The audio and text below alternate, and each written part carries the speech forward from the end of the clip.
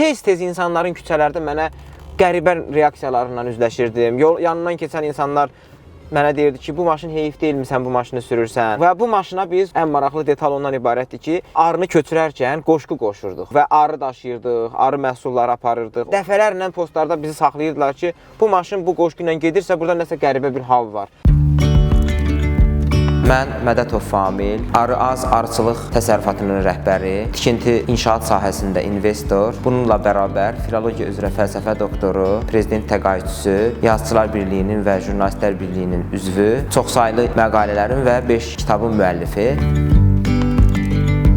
8 yaşından, 9 yaşından mən iş həyatına atılmışam. İş həyatı deyəndə ki, zəhmətə alışmaq baxımından. Bizim kənd dağ kəndi olubdur. Meşədən bir çox şəfa mənbəyi olan bitkilər yığmışıq. Eyni zamanda odun gətirmişəm 10 yaşından, hansı ki 18-20 yaşında uşağın gördüyü işi 10 yaşında mən görmüşəm. Bu mənim məcburiyyətdən gördüyüm iş olubdur. Amma məcburiyyətin içində bir sevgi də olub. Ona görə ki, mənim keçdiyim həmin o çətin yolları bir çox mənim həmyaşıdlarım da keçib. Biz bunu biraz da əyləncə formasında həyata keçirirdik. Bir neçə insan birləşirdi, uzun qulaqla meşədən odun gətirirdik. Beləcə bizim fiziki və zehni inkişafımız baş verirdi.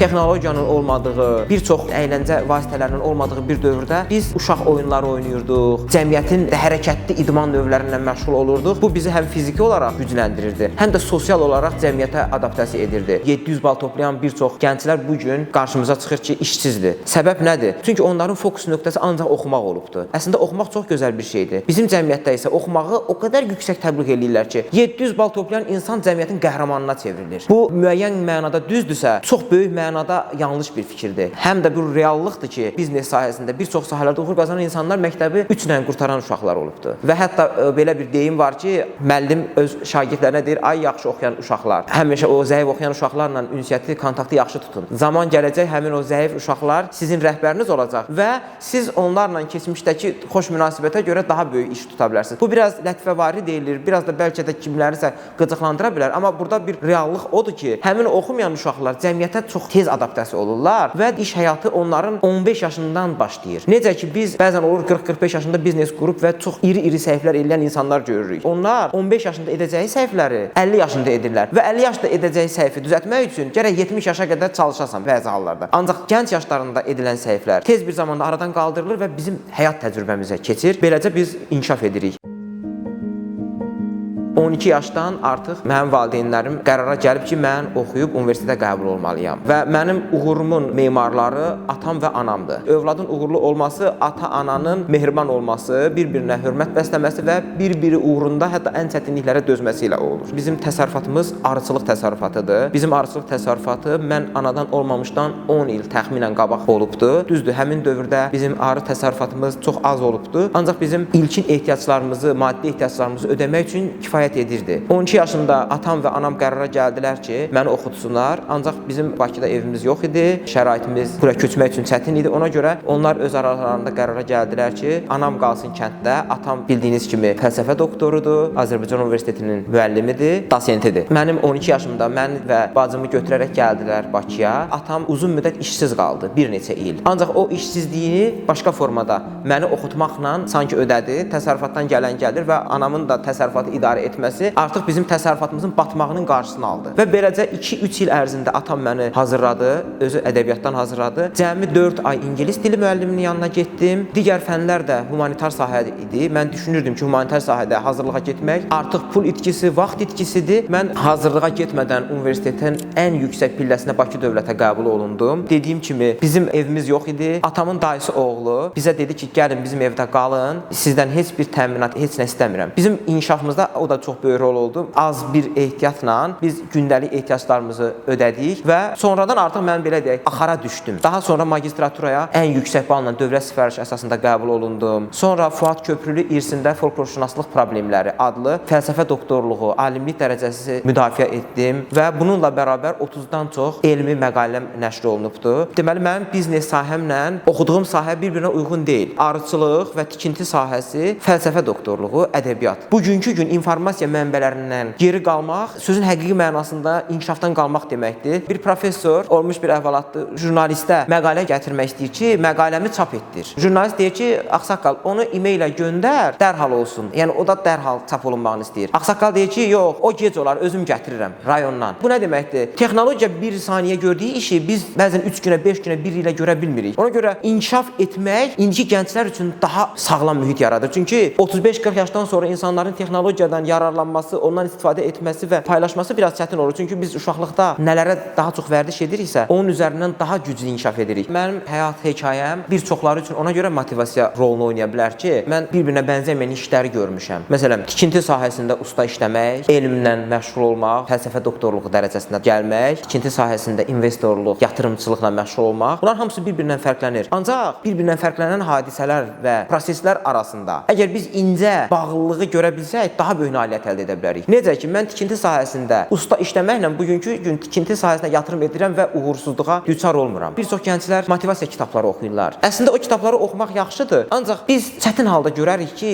çoxlu motivasiya kitabı oxuyan adam milyonçu olsun. Hətta o motivasiya kitabları, uğur hekayələrini yazan insanların özlərinin əksəriyyəti biznesmen deyil. Biznesmenlərin həyat hekayələrini onlarla götürdüyü müsahibələr üzərindən quran insanlardır. Əsl biznesmenlər öz motivasiya və uğur kitablarını öz keçdiyi yol üzərindən yazırlar və onların yazdığı kitablar onların həyat təcrübəsidir. Biz həyat təcrübəsi ilə daha çox nailiyyət qazana bilərik. Nəinki nələrisə oxuyaraq. Biz bir işdə nailiyyət qazanmaq üçün həmin işdə yıxılıb qalxıb uğur qazana bilərik və onun üzərindən həyat hekayəmizi ən mükəmməl özüllər üzərindən qura bilərik. Məsələn, filologiya sahəsi mənə imkan verdi ki, daha gözəl ünsiyyət qurmaq, insanlara daha çox həqiqətləri çatdırmaq, qarşılıqlı kontakt üzərindən inandırma gücünü artırmaq. Çünki mənim sahəmdə insanların ən çətinlik çəkdiyi sahə qarşısındakı insanın həqiqətən də saxta və təbii məhsul satıb satmamağını müəyyənləşdirməkdir. Öz işinə o qədər güvənlə, inamla danışmalısan ki, qarşındakı sənə inansın. Çünki özünü ifadə edən insanın özgüvəni daha çox olur. Özgüvəni olan insanın da özü inandığı həqiqətləri başqasına çatdırması çox asan olur. Mənim nitq qabiliyyətim çox zəif idi. Çünki ucqar kənddə böyümək, sosial çevrənin yoxluğu, məktəbin aşağı səviyyədə olması mənim nitqimi o qədər zəif edirdi ki, mən hətta 13 yaşında Bakıya gələndə televiziyada xəbərləri izləyərkən mən xəbərlərdə nəyin deyildiyini tam anlaya bilmirdim. Mənim nitq bazam cəmi 1000-1500 sözdən ibarət idi. Deyəcəksiniz ki, həmin dövrdə televiziya var idi, ancaq televiziya olsa belə işıqlar yox idi. Bizim uşaqlığımızda işıqlar demək olar ki, olmurdu. Hətta ildə, ayda bir dəfə işıq yanırdı, sönürdü. Çünki Sovet dağılmışdı.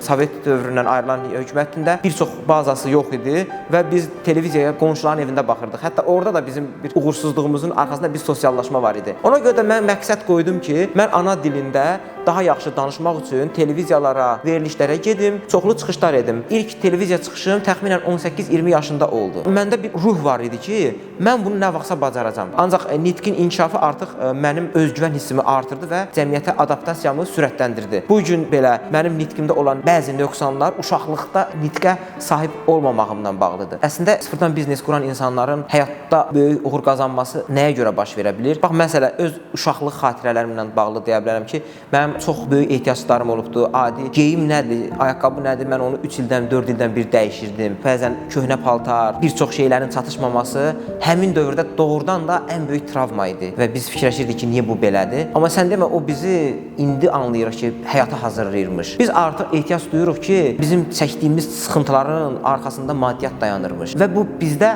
gələcəyə inam və daha yaxşı uğur qazanmaq üçün bizi həvəsləndirirdi ki, mən də ən yaxşı geyim geyinə bilərəm, mən də ən yaxşı maşınla gəzə bilərəm, ən yaxşı evdə yaşaya bilərəm.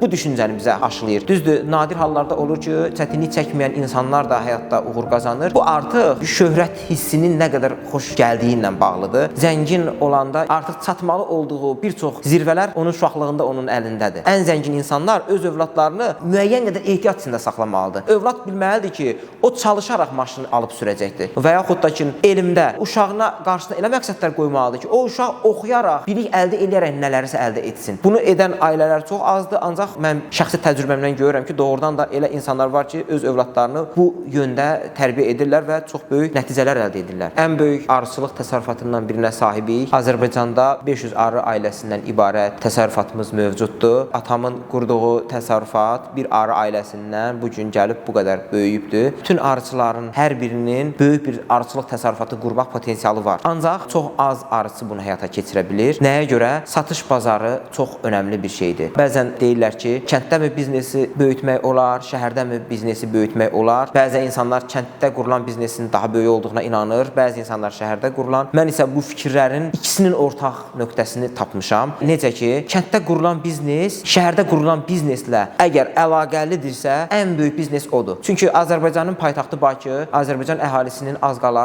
40%-ni təşkil edir. Ona görə də bizim ən böyük satış bazarımız Bakıda mümkünləşə bilər. Kənddə qurulan biznesdə isə o biznesin Bakı ilə bağlılığı yoxdursa, o biznes böyüyə bilməz. Eyni zamanda satış bazarının qurulmağı çox ağır bir prosesdir. Xüsusilə arıçılıq məhsulları. Balda da çoxlu insanların sualları var. Bal niyə xarlayır? Bal niyə durudu? Rəngi niyə belədir? Hansı ki, təbii xüsusiyyətləridir bu balın. Bugünkü gün inandırmaq və alıcını əldə tutmaq çətindir, ancaq çətin olduğu qədər asandır. Halal olduğun təqdirdə sən böyük bir kütləni əldə saxlaya bilərsən. Çünki insanların düzgün insanlar axtarışı o qədər çətinliklə nəticələnir ki, tapdıqları düzgün insanı da heç vaxt əldən çıxartmaq istəmirlər. Ona görə də biz inam və etibarı qazanmalıyıq və onu davamlı şəkildə qorumalıyıq. Xoş bir söz deyilənə görə yarım saat ərzində yaddaşda qalır. Xoş olmayan bir söz, negativ bir kəlmə 20-25 il insanın yaddaşından çıxmır. Ona görə də alıcı-satıcı münasibətlərində xoş rəftar olduqca önəmli bir məsələdir. Bizim işdə, məsələn, mənim çoxsaylı işlə bağlı kömək edən insanlar var, amma satış prosesinə birbaşa özüm nəzarət edirəm. Oradakı nəzarəti bir an belə iştirakım olmadan imkan vermirəm. Nəyə görə? O xoş olmayan rəftar səni qədər marağı olmayan işçinin tərəfindən çox hallarda həyata keçirilmir.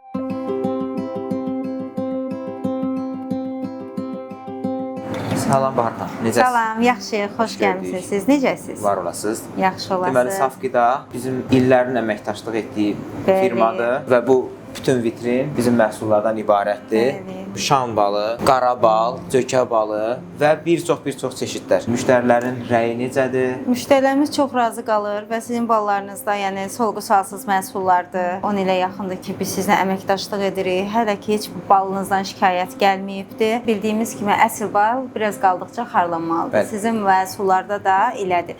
Onun üçün də sizin məhsullarınızı bizim müştərilər daha çox sevirlər. Alıcılarımız bizim məhsulların hansını bəyənir və çeşidlər haqqında da Çeşidlər haqqında deyəsiniz də, cökə balını çox alırlar, çiçək balını alırlar sizin ballardan. Sonra sizin burada qarışım ballarınız var, çərəzlərlə qarışımı. O ballarınız çox yaxşıdır. Çiçək tozu da propolisdir. Sonra pətək balınız çox faydalıdır və daha çox satılan məhsullarımızdan biridir. Sizin ağ balınız da çox yaxşı satılır bizdə. Krem bal. Bəli, krem balınız.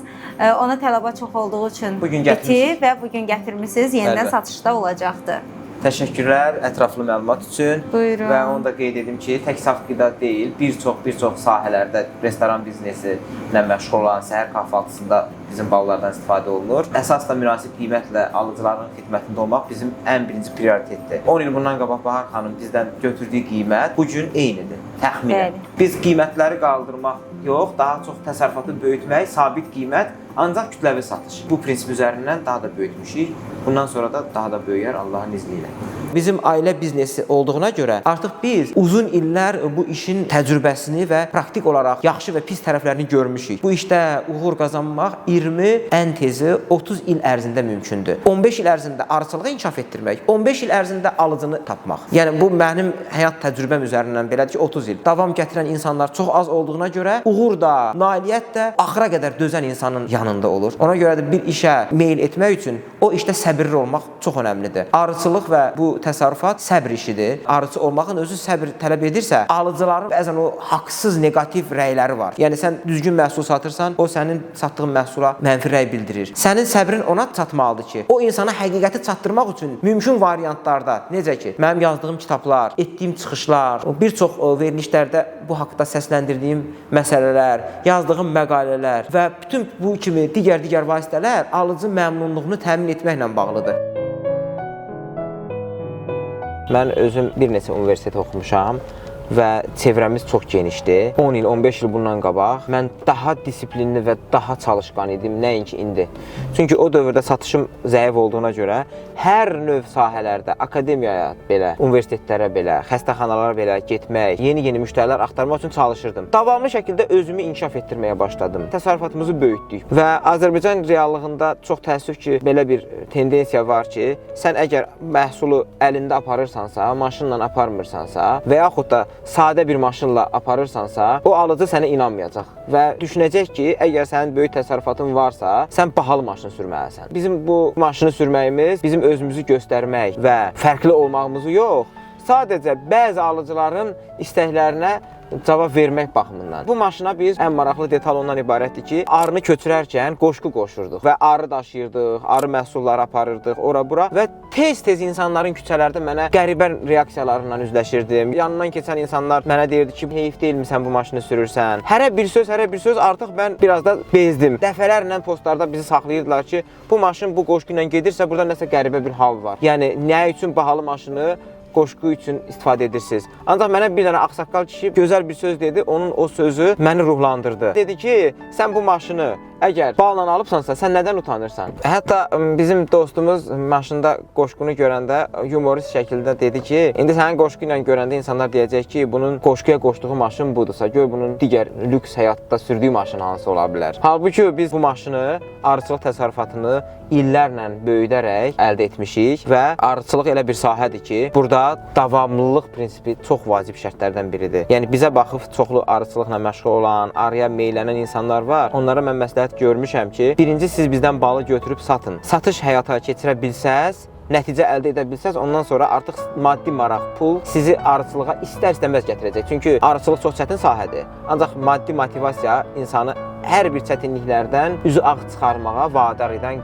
keyfiyyətdir. Hətta insanların mənə çox saylı xoş rəyləri sonradan ondan ibarət olur ki, biz səndən ona görə ticarət edirik ki, sən bizi həmişə haqsız hücumlarımıza səbrlə cavab veribsən. Artıq bizim qürurumuza toxunacaq heç nə deməyibsən. Ancaq bizə nəyisə izah edibsən. İzah etmək və ünsiyyəti xoş rəftar üzərindən qurmaq biznesin ən böyük sirridir. Digər bir sirr ondan ibarətdir ki, bəzən bizim sahədə internetə, texnologiyaya, müxtəlif vasitələrə çoxlu pul yatırıb oradan alıcı cəlb etmək. Bu ən çətin bir variantdır. Çünki biz həyatda tanıdığımız və bizi tanıyan insanların digər insanlara təqdim etməsi üzərindən bu biznesi qura bilərik. Mənim internetə yatırım etməyimin əvəzinə alıcıları məmnun etmək, yeri gələndə onlara təmənnasız arı məhsulları təqdim etmək bizim inkişafımız üçün çox böyük rol oynayır. Biz ilk başlayanda atam sırf arı məhsullarından bal satırdı, bal və şan. Bu işi böyüdərək biz arının digər məhsullarını, perqa, polen, arı südü, homogenat və digər arı məhsullarının satışından artıq çeşidlilik yaratmışıq. Çeşid olmadan alıcıların səninlə davamlı ticarət etməsi qeyri-mümkündür. Çünki bir insana ola bilər hansısa bir məqamda arının zəhəri lazım olsun. Düzdür, bugünkü gün o istehsalı yoxdur. Həmin məqamda onun istədiyi məhsulu verməyəndə o adam həmin məhsulları daha geniş şəkildə təqdim edən insandan alır. Elə bizim özümüz də bugünkü gün